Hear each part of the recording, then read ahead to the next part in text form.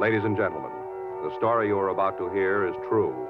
The names have been changed to protect the innocent. Dragnet is brought to you by Chesterfield, made by Liggett and Myers, first major tobacco company to bring you a complete line of quality cigarettes.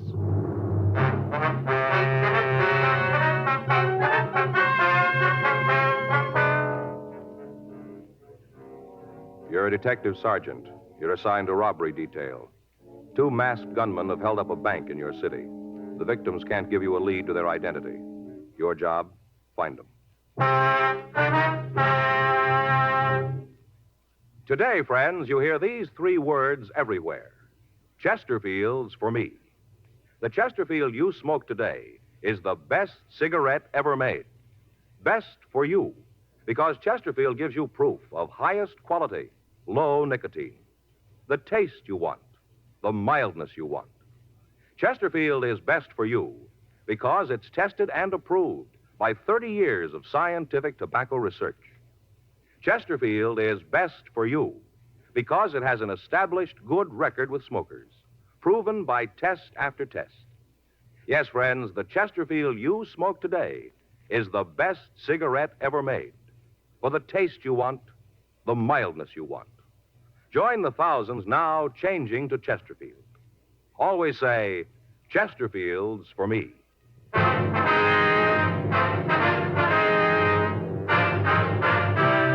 Dragnet, the documented drama of an actual crime. For the next 30 minutes, in cooperation with the Los Angeles Police Department, you will travel step by step on the side of the law through an actual case transcribed from official police files. From beginning to end, from crime to punishment, Dragnet is the story of your police force in action. It was Tuesday, June 3rd. It was warm in Los Angeles. We were working the day watch out of robbery detail. My partner's Frank Smith. The boss is Chief of Detectives Thad Brown. My name's Friday. I was on my way back from the street, and it was 8:47 a.m. when I got to the rear of the bank, the manager's office. I'm not a young woman anymore. I can't take this kind of excitement. Yes, ma'am. You checked with them? Yeah, they got the broadcast out right away. It's a long shot if it pays off. Yeah, not much of a description, huh? Well, I hope you're not saying that for my benefit, young man. I gave you all I could. It was hard to see their faces with those scarves on. Maybe you could have done better, but I couldn't. We're not trying to say that you didn't do good, ma'am. We understand the handicap that you were under. I should hope so. Terrible thing. I'm not a young woman anymore. Yes, ma'am. Now, would you tell us just exactly what happened now, right from the beginning? You mean starting when I come in this morning? Yes, ma'am, that's right. 8 o'clock, just like always. That's when I got here. Uh-huh. Opened the door with my key and came right on in, little suspecting what was waiting for me. I tell you, I was pretty surprised when they popped out at me. You didn't see them at first, then, huh? Of course not. You think I would have come in if I'd have seen them? No, ma'am. Certainly not. Never would have come in. When did you first see the 2, ma'am? I came in and locked the door behind me. Rules say you got to lock the door. I did, and then I went back to the clothes closet to hang up my coat and umbrella. I see. Go ahead. Kind of silly, I guess, carrying an umbrella on a day like this, but I always do. Never know. Yes, ma'am. People always kind of smirk at me for carrying one, but whenever it rains out of a clear sky, they don't smirk then. I'm always the center of a crowd, you just bet you. Yes, ma'am. Would you go ahead with what happened, please? Well, I hung up my umbrella and my coat, and then I came out the main part of the bank, right out where those 2 assassins were. And that's when you saw them, is that right? Oh, no, they were cagey. They waited until I was away from the alarm system. They were real sly. I see. Go ahead. I walked out the tables. You know where the deposit slips are out in the center? Yes, ma'am. Out there. Mm-hmm. I walked out straight and up. It really isn't my job, but I didn't have anything else to do, so I thought I'd maybe just check and see if any of the points needed new nibs. I like a neat place. You know, all the slips in the right place, blotters all clean and new. Neat. Yes, ma'am, I understand. When did you see the thieves? As I was straightening up the counter, that's when they stepped out in the open. Where were they, ma'am? Over in the escrow department, hiding behind the desks, I guess. That's the direction they came from. I see. Now, what'd they say to you? The big one, he looked at me with his steely eyes and told me to be quiet and nothing would happen. Said to be just quiet. I'm not young anymore, Sergeant. A thing like that can be a tremendous shock. Yes, ma'am. Were both of the men together at that time? I don't understand. Well, did they both come out from behind the counter? Oh, yes. The big one had a machine gun, and the other, the little scrawny one, had a pistol. Now, you're positive the big one had a machine gun? Listen, young man, I've seen enough movies and television to know a machine gun when I see it. Don't you think I don't? Now, about the pistol, was it a revolver or an automatic? What? Well, look here. Did it look like this gun of mine? No, it wasn't like that. It was more the kind you see in movies. More mean-looking than that. Real mean-looking, kind of flat-like. I see. It was an automatic then, huh? Well, I don't know what it was, but it was real mean. And furthermore, I wouldn't be surprised if there were real bullets in it. Not in the least. All right. Now, after they came out from behind the counter, what happened? They asked me what time the rest of the staff came in. Mm-hmm. I told them, any time. That seemed to make them happy. Why do you say that? Because one of them, the big one, turned to the little runt and said, just like clockwork. That's what he said. Just like clockwork. I'm going to tell you something. Sort of a clue. Yes, ma'am. What's that? These fellas been planning this a long time. They knew all about how the bank works, what time everybody comes in and all. They even knew about the keys. What keys? The ones to the bank door. They knew who had them. Uh-huh. First thing they wanted to know after they asked about the staff was where my key was. You have a key to the vault? No, not to the vault itself, just to the doors in front of it. You know the barred doors in front of the vault door? Yes, ma'am. To those. Uh-huh. Did you give the men your key? I didn't have much to say about it. I told you, I think they might have had real bullets in those guns, and I wasn't about to make sure. Yes, ma'am. After all, I pay my taxes. Catching those fellas is your job, not mine. If you want to cash a check, I can take care of you. But I'm not about to go out and apprehend no thieves. Yes, ma'am. What happened then? You mean after I gave them the key? That's right, yes. They made me get off to one side of the front doors and wait for the rest of the staff. As they'd come in, the hold-up men would make them get into the closet in the rear of the bank, where I hung my umbrella. Yes, ma'am. But they let you stay outside, did they? Oh, yes, they had me right up in front, with those guns pointed at me every second. Every second. I guess they wanted me to act as kind of a decoy. Ma'am? Well, when the other people who work in the bank came up to the door, they could look inside and see me standing there. That way, I guess they thought there wasn't anything wrong. Came right in, like lambs to the slaughter. Next thing they knew, there was a gun in their ribs and they was locked up in the closet. Mm-hmm. What time did the manager come in? Poor Mr. Blanton. He's not well, you know. He's not well at all. Yes, ma'am. We saw him out front. Is he all right? He had an awful attack. Bad heart. Well, they've taken him to Georgia Street Receiving Hospital. Did they find his pills? What's that? His pills. Mr. Blanton had a special kind of pills he takes when he has an attack. Some kind of explosive. Always has them with him. Did the men find him? Well, I guess they did, or else they had the necessary medication with him. He's going to be all right. Just needs some rest. I'm glad of that. Sweet man. Mm-hmm. Widower. What happened when he came in? Mr. Blanton? Yes, ma'am. Well, he was just about pulled right in off the streets. He just got his key in the door, and they practically just yanked him right in. Right away, wanted his key to the vault door. You have to have both of them in order to open it. Both of them have to be turned at the same time. I see. They asked him for his key. At first, he didn't want to give it to him. Told him to get out of his bank and to stop the foolishness. Just like that, he told him. I thought they were going to shoot him, but they didn't. I think if it hadn't been for the big one, they would have. The scrawny one wanted to kill Mr. Blanton right in cold blood. Uh-huh. But the big one stopped him. Said to just get on with the job and get out of there. That's what he said, to get out of there. That's when Mr. Blanton passed out, cold, right on the floor. Attack. You want to go ahead? Well, I guess they just about had a fight between themselves over that. Oh, how do you mean? The big one really read the runt off. Told him he was stupid for making poor Mr. Blanton pass out. Said that now they'd have to wait for the combination of the safe. But I stopped that. How's that? I gave him the combination. You told him how to open the safe, did you? Certainly. With poor Mr. Blanton laying there on the floor, all I could think about was them getting out of there. That's all that was important. That's when they opened the safe, did they? Yeah. Went right over to Mr. Blanton and got his key out of his pocket and unlocked the door. By then, the lock had switched off, and they just opened up the vault and went in. Cleaned it right out. Just scooped up the money and put it in a black bag and left. First off, of course, they locked me up in the closet with the others, and then they left. Now, who turned in the alarm? I guess it was Mr. Blanton. He was laying on the floor where he'd fell. I guess he came to enough to get to the alarm system and turned it on. Must have been him. Wasn't anybody else who could have done it. Mm-hmm. During the time the men were in the bank, did you hear them use any names? I don't think I understand what you mean. Well, do they call each other by name at any time? Not that I heard. Is it important? Well, it'd help. I didn't hear him use any, but if worse comes to worse, I can do something about it. Yes, ma'am? I've got a couple for him.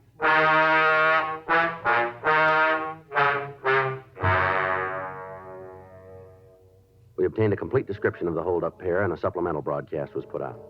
The crime lab crew came out to the scene and went over the premises for physical evidence. From their investigation, we found that the bandits had made their entrance through a rear window.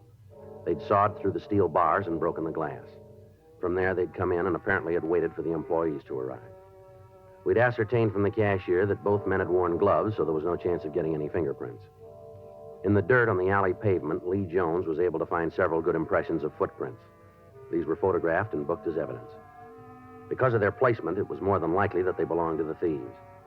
Also in the alley, he found several broken hacksaw blades. These were booked, their numbers noted, and a request sent to the manufacturer for the name of the store that had sold them.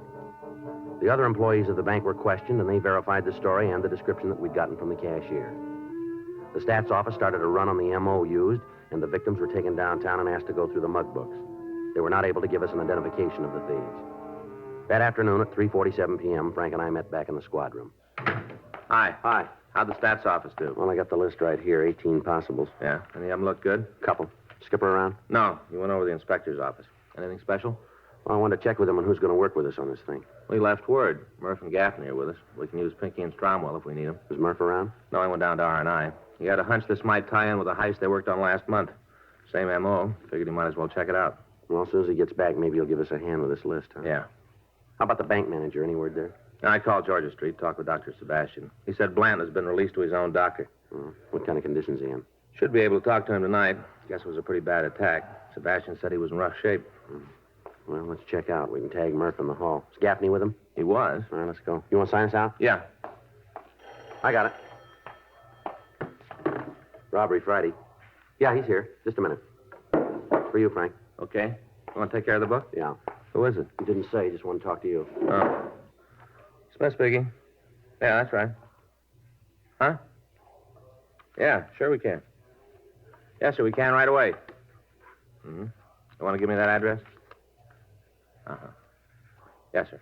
Okay, thank you. I have it. Yeah, right away. Goodbye. It's Blanton's doctor. Yeah. Says he wants to see us right away. Yeah, what about? Well, Blanton says he remembers that when the thieves left the bank, a customer came up to the door. Yeah.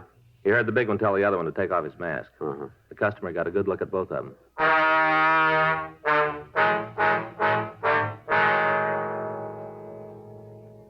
We left the office immediately and drove over to the bank manager's home. We talked with his doctor, and we obtained permission to ask a few questions.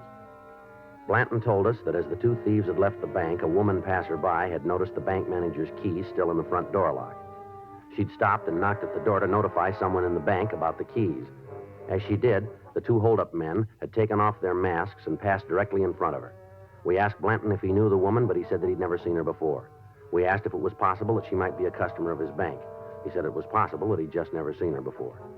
He gave us her description, and we started to check with the bank employees in the hopes that one of them could identify her. None of them could. We got out a supplemental bulletin asking that the woman be picked up. In the meantime, officers Murphy and Rafferty had checked out the list of possibles that the stats office had come up with. All of the names on the list either had alibis or could establish that they were not near the bank when it was robbed. We checked all FI cards filed in the area without result. Frank and I checked out of the office at 12:18 a.m. and went home to get some sleep. The next day, Wednesday, June 3rd, Frank was waiting for me when I got to work. Don't sit down. We got a call to make. Yeah? Marie Logan called. You remember the rental car agent out in the valley? Oh, yeah. She gave us a hand on the identity of that young fellow that knocked over the liquor store out at Tilden and Ethel, wasn't it? That's the one. Well, what she got? Might be nothing, but we ought to check it out. Uh-huh. Says there's a woman who hangs around the local bars mooching drinks. Never got a dime. Yeah? She came in to see Marie yesterday afternoon. Wanted to rent a car to drive to New York. Where do we fit in? She wanted to pay in advance. Yeah. Offered Marie brand new $100 bills.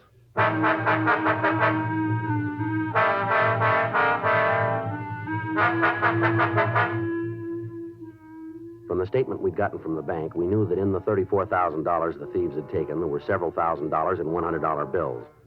Frank and I signed out of the office and drove out to the San Fernando Valley. At the corner of Valley Hart Boulevard and Dickens, we found Marie Logan's rental agency. There was a line of late model cars in front of the lot, and at the rear, we found a small wooden building. Frank knocked at the door, and we waited. Yeah. Oh, hi, it's you. Hello, Miss Logan. Miss Logan? Hi, Sergeant, Mr. Smith. Come on in. Thank you. Thanks very much. Sure hope I haven't brought you guys out here on a wild goose chase. Hope it works out. All right, you want to fill us in? This woman, name's Betty Gallick, hangs around the bars in the neighborhood, spends her time cadging drinks. Real bum. Mm-hmm. Why do you figure we might be interested? A couple of times she's come in to rent a car just to use around town. First few times I was stuck. How do you mean? Checks. She'd pay the deposit with a check. Then when she brought the car back, she'd pay the bill by check. I see. Check would bounce. Then when I'd call her, she'd come in and pick it up and give me the cash to cover it. That was the only reason I didn't turn it over to you. She always paid up. Now, this time she had the cash, though. Yeah. Came in, wanted a new Lincoln to drive to New York. She was dressed like always. Cheap cotton dress, cloth coat, even had the imitation leather purse. Kind of supposed to look like real leather, but as soon as you get inside 10 feet, you know it isn't. You know what I mean? Yes, I think That so. kind. Well, anyway, when she asked for the car, I told her I couldn't let her have it, said I'd been stung too many times before. So right off, she said she wanted to pay cash. That's when she opens his crummy purse, and the dough almost fell out. Must have had a couple of $1,000s in there, maybe more. Well, you said something on the phone about $100 bills. Yeah, she pulled out a couple of them to show me she could pay cash. I asked her where she got them. What'd you say to that? Said it wasn't any of my business. Told me as long as she had the money and a driver's license, I should ought to rent her the car. I thought I ought to check with you first. Now, you got an address on this Gallic woman? Yeah. After I called this morning, I checked through the records. Got her home address and the driver's license number. She got any friends you know of? Just about on every bar stool where she hung out. I mean anyone special. Oh, I don't know. I saw her a couple of times with the same guy in the place down at the corner. Hot days, I sometimes go down there for a beer. Well, I've seen her there with this one guy a couple of times. You know who he is? No, not his name. I've seen the two of them drive away together a couple of times. He's got a flashy convertible. Guess he drove it out here. Well, how do you mean? The car's got a New York license plate. Oh, excuse me. Yes, ma'am. Go ahead. Logan Rental Service. Yeah. Uh-huh. Yeah, I know her. Yeah. You sure about that? Sure. Okay. Thanks. Goodbye. That tears it. What's wrong? There was a rental agency in Hollywood. Called to ask me about Betty Gallic. Seems she gave me as a reference. Yeah. Came into their place and rented a car from them. Paid cash for it. Was she there now? No, she left for New York this morning.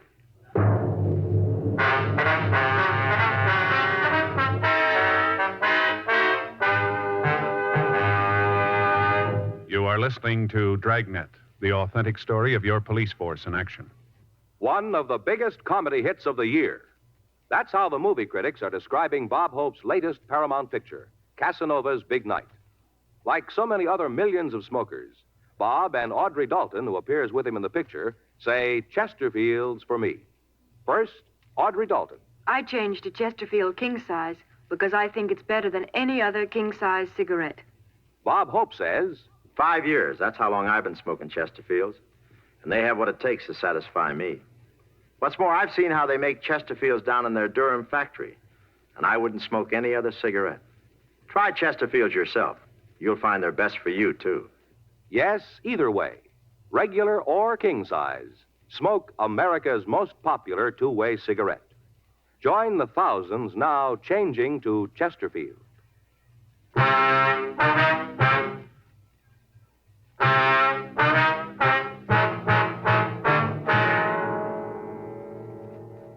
We contacted the rental agency that had leased the car to Betty Gallic. From them, we got a description of the car and the license number. We put out a local and an all-points bulletin on the vehicle. We got in touch with the New York authorities and asked them to be on the lookout for the car. We got the Gallic woman's address from the rental agency, and we checked out her house. We found nothing to give us any indication as to where she might have gone, but we did find a silk scarf similar to the one described by the victims as having been worn by the hold-up men. We checked with the neighbors, but none of them could tell us where Betty Gallic had gone. 2 days went by while we followed down every lead that turned up. The information from the crime lab was checked out, but it led us nowhere. The serial numbers on the hacksaw blades had come back, but when we talked to the store owner, he was unable to tell us who had bought them. Saturday at 12 noon, a meeting was held in the offices of Thad Brown. Members of the Federal Bureau of Investigation were there. They had agents working on the case, but they hadn't been able to come up with any more information than we'd gotten. 2:14 p.m. Frank and I got back to the office. The chief was your man. Well, do you blame him? We haven't got very much. Well, seems like every time we do get a lead worth anything, it goes to nothing. Yeah, well, it's got to end someplace. I got it. Robbery Friday. Yeah, We did? No, when? Yeah, right. No, I'll be right down to pick it up. Yeah, thanks. Bye. How's communications? They just got a wire from Chicago. Yeah. They picked up the Gallic woman.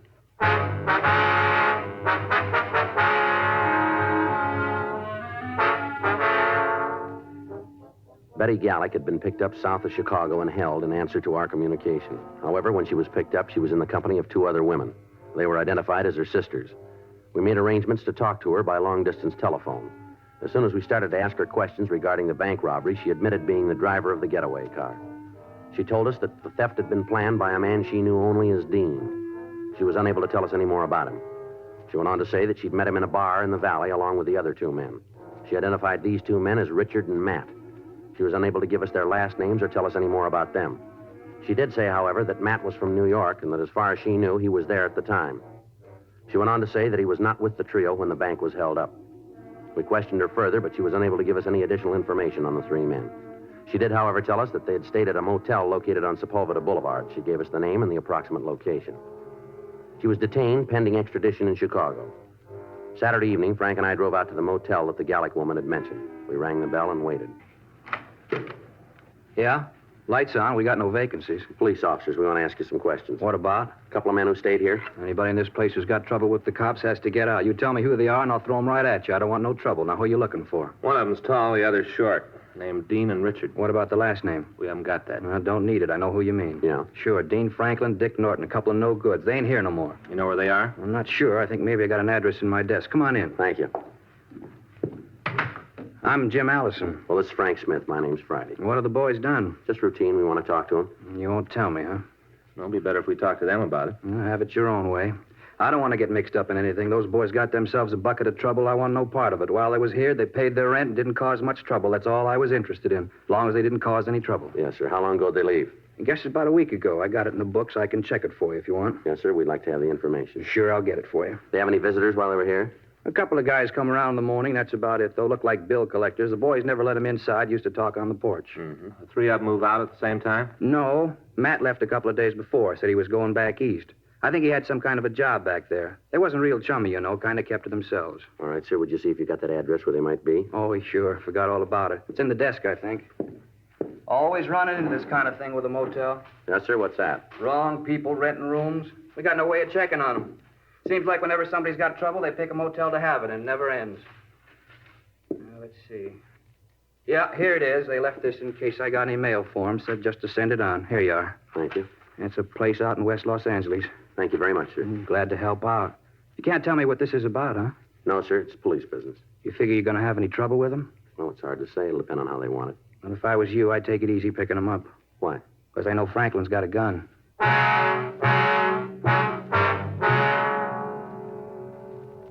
We obtained the license number and a description of the car that the suspects had driven. It was a late model convertible with New York license plates. Before we left the motel, we called R&I and checked the names Dean Franklin and Richard Norton. We found that both of them had long felony records. We talked to Captain Donahoe and had two more teams of men sent out from the office to meet us at the address that we'd gotten from the motel manager. From what we knew of the two men, taking them into custody would be difficult. Frank and I left the motel and drove out to the address in West Los Angeles. It was a one-story wooden building set well back on a weed-filled lot. A late model car was in the driveway. 10 minutes after we got there, Officers Murphy, Rafferty, Meade, and Leitner met us. Murphy had brought two sawed-off shotguns loaded with double-aught buck and several tear gas grenades. The only chance we had of taking the men without bloodshed was to use the one element on our side, surprise. Murphy and Rafferty went around to the street at the back of the house, and Leitner took the other. When all of us were in position, Frank and I prepared to move up to the front door. You all set? Just a minute. All right, let's go. I don't see anything. Well, they might have seen us. You better take it easy. Right.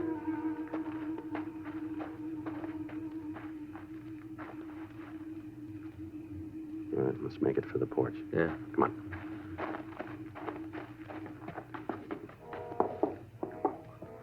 You okay? Yeah.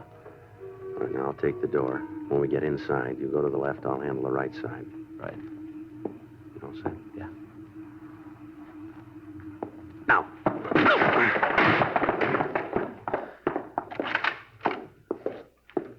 How about it? Nothing. Place is empty.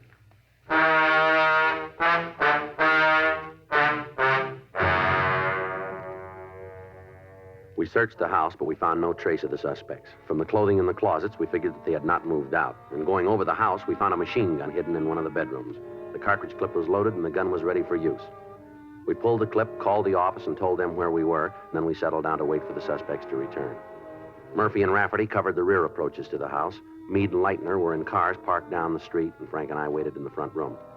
At 10:46 p.m., the phone in the house rang 3 times, and then it stopped. We waited for Franklin and Norton to come back. 11 p.m., 11:30. Still no sign of them. Started to get cold in the house. Midnight. 12:30, the phone rang again. 12:45. From down the street, we heard a car approach. Joe? Yeah. You see anything? Just a minute. Pull that curtain back. Yeah. It's a Ford sedan coming down this way. Uh-huh. It's pulled into the driveway. Wait a minute. Yeah, it's them. Just the two of them? Near as I can tell, yeah. They're getting out of the car. Yeah. How about Lightner and Meade? Yeah, they see them. They're starting to get out of the car down there. Better cover the door. They're coming in. Right. Police officer, stand still. Run, Dick, run! Get the other one, Frank. Hold it up. Hey, Meade, Lightner, he's coming at you. No, hold it up. We got him, Frank. All right, Franklin, turn around. How'd you get to us? Who told you? Put your hands behind you. Who told you we were here? Somebody had to tell you. You'd never have got us without somebody tipping you. It was that lush Betty, wasn't it? It was her that told you. All right, outside. Come on, move. Had to be her. She was the only one that knew. Had to be her. You'd never have made it without her. You're wrong. Huh? We'd have made it. Come on.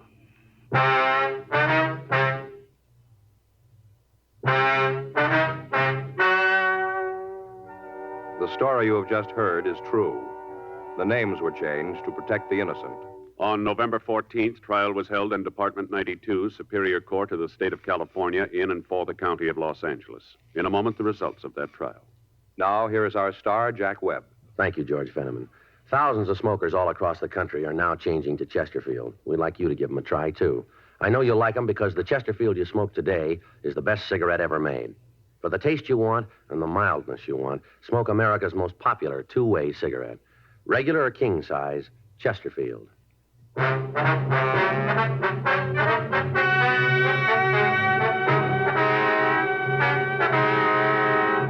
Dean Roger Franklin, Richard Henry Norton, and Betty Elaine Gellick were tried and convicted of robbery in the first degree. Robbery in the first degree is punishable by imprisonment in the state penitentiary for a period of from 5 years to life. Further investigation showed that Matthew Arthur Ross had no part or knowledge. You have just heard Dragnet, a series of authentic cases from official files. Technical advice comes from the Office of Chief of Police W.H. Parker, Los Angeles Police Department. Technical advisors, Captain Jack Donahoe, Sergeant Marty Wynn, Sergeant Vance Brasher. Heard tonight were Ben Alexander, Helen Klebe, Georgia Ellis, Vic Perrin. Script by John Robinson. Music by Walter Schumann. Hal Gibney speaking. Watch an entirely different Dragnet case history each week on your local NBC television station. Please check your newspapers for the day and time. Chesterfield has brought you Dragnet, transcribed from Los Angeles.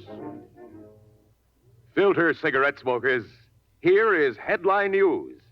Nationwide demand for L&M filters drops price. Now you save up to 4 cents a pack, 40 cents a carton. Now everyone can afford America's highest quality and best filter tip cigarette.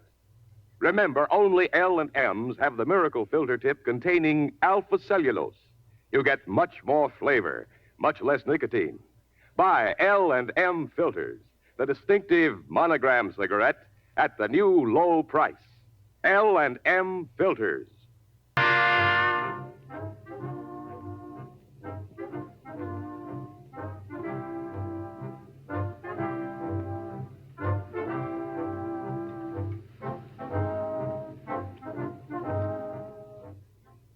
Hear Dane Clark in Crime and Peter Chambers following John Cameron Swayze and the news on the NBC Radio Network.